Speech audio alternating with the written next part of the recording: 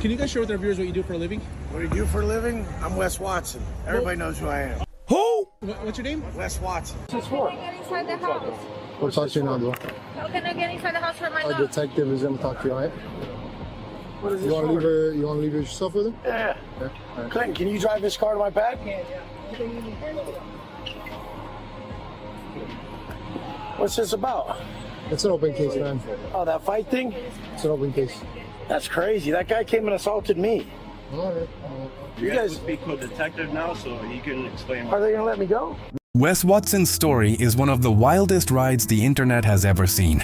From surviving vicious prison riots and endless nights in solitary confinement, to being hailed as America's so-called redemption icon. Through his GP Penitentiary Life channel, Wes unleashed raw and unfiltered stories straight from the yard. Stories so gritty they rocketed him into viral fame. Soon he was living like an online superstar. Or at least that's what he wanted everyone to believe. On camera, he flashed Lamborghinis, posed inside multi-million-dollar penthouses, and flexed his shredded physique as if he had discovered the ultimate formula, turning pain into power. His audience devoured it, pouring thousands of dollars into his life coaching programs, convinced he had the blueprint for transformation. But behind the glossy facade, the reality was far darker. The Lamborghinis? Rented. The penthouse? Nothing more than a luxury photo backdrop.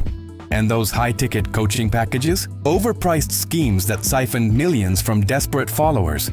The facade shattered completely when Wes and his entourage orchestrated a violent ambush inside a Miami gym. A beating so ruthless it left him facing charges that could land him behind bars for up to 25 years. From redemption story to cautionary tale, Wes Watson didn't just stumble, he plummeted back into the abyss. Wes didn't build his reputation on muscles alone. Behind bars, he forged a hardened mentality. A wall of belief so unshakable he called it his greatest weapon. When he finally walked out of prison, he wasted no time launching his YouTube channel. His delivery was raw, aggressive, and full of survivor energy, exactly what thousands of lost men craved. Guys broken by failed careers, addictions, or collapsing families saw Wes as living proof that rock bottom wasn't the end. His rise gave them hope. If an ex-con could transform himself into a warrior, maybe they could too. That connection quickly turned him into a cult figure. But Wes didn't stop at motivation. He reinvented himself as the face of modern masculinity, a self-styled guru pushing his gospel of dominance, discipline, and luxury. His videos were pure spectacle. Low-angle shots of his shredded frame, cinematic pans across Lamborghinis glinting in the sun, and sweeping views from a polished San Diego penthouse. To his audience, those images weren't just content, they were a promise. Follow Wes, and you too could unlock your alpha destiny. That promise became obsession. Fans weren't just inspired anymore, they worshipped him. They copied his brutal workouts, paid obscene amounts for his coaching, and even repeated his mantras like scripture. On the surface, it looked like the ultimate Hollywood redemption arc, but underneath, the cracks were already spreading. Wes's so-called empire was built on his golden ticket. Life coaching programs pitched as a direct path to transformation. A chance to soak up his prison-hardened discipline for a price. That price? $3,000 a month, or a discount of $1,500 if you were desperate enough. And thousands lined up, draining their bank accounts just to get a taste of what they believed was the formula to rebuild their lives. But the harsh truth? Wes wasn't mentoring anyone. Instead, clients were shuffled off to underpaid staff who barely kept up. Sessions were canceled at the last minute, promises evaporated, and anyone who dared to ask questions or request refunds was ghosted. For his followers, it wasn't just financial loss, it was heartbreak. They had trusted a man who preached about surviving rock bottom, only to be betrayed when they needed him most. The internet didn't take long to explode. Reddit threads and Twitter timelines lit up with thousands of furious posts. Screenshots of ignored emails and payment receipts painted a damning picture. Soon, Nunar Watson scam was trending, uniting strangers into an online army demanding accountability. Wes's response? Silence. No apology, no explanation. Just more videos flaunting cars and condos, barking out his aggressive sermons as if nothing was happening. But silence only fueled the fire. Lawsuits started piling up. Payment processors froze accounts. YouTubers like Coffeezilla tore his empire apart in viral breakdowns. Within months, Wes's channel bled hundreds of thousands of subscribers. And then came the real bombshell. His entire luxury lifestyle was fake. That $30 million San Diego penthouse. A rental at $80,000 a month. The rare Bugatti Chiron he flaunted? Another lease running $60,000 monthly.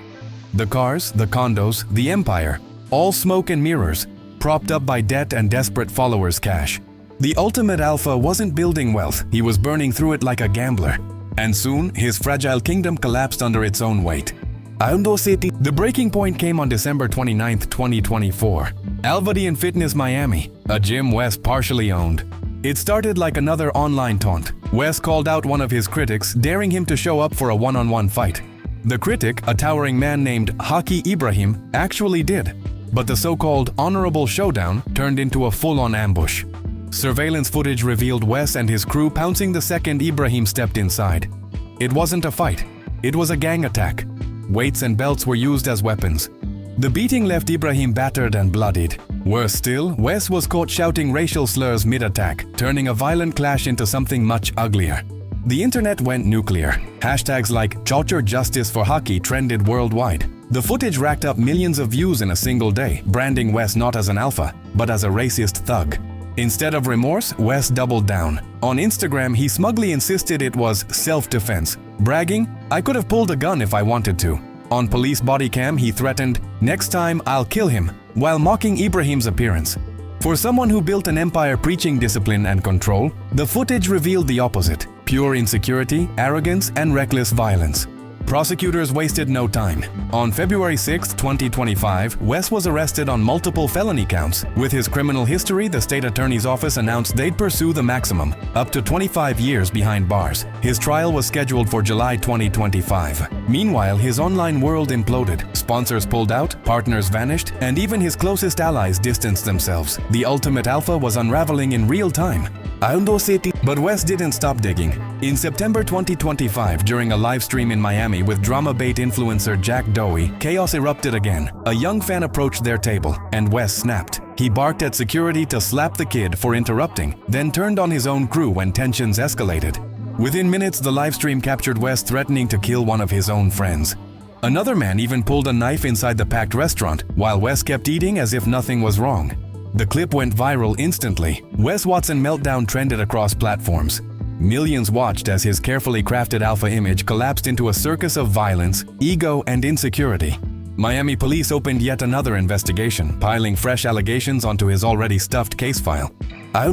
Now, Wes Watson stands as a cautionary tale. Once an ex-con who inspired millions, he has become the poster child for hypocrisy. A man whose empire was built on fraud, fueled by rage, and destroyed by his own ego. From prison tattoos to penthouse delusions, his downfall is unfolding in front of the entire world. The only question left, can Wes Watson possibly claw his way back from this abyss? Or is this just the next inevitable chapter in his endless cycle of self-destruction? If you found this breakdown shocking, don't forget to like, share, and subscribe, because we'll keep digging into the wildest influencer downfalls and celebrity scandals the internet has ever seen.